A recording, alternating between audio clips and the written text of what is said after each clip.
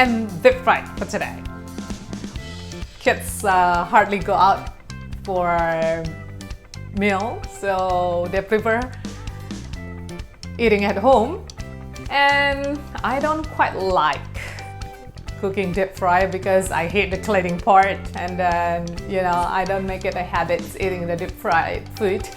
But well, I do cook it perhaps like twice a month, sometimes once a week, but that's about it.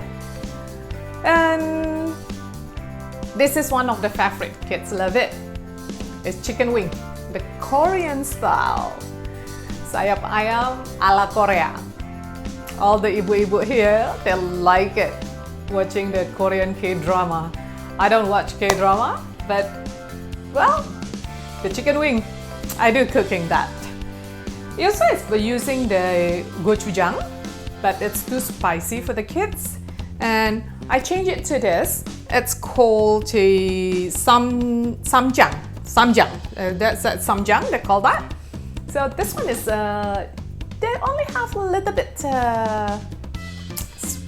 chili taste, although they put it here, there's sambal, taucho, but that's not spicy. If my kids can take it, means that's not spicy. It's just like a pepper spicy kind of taste.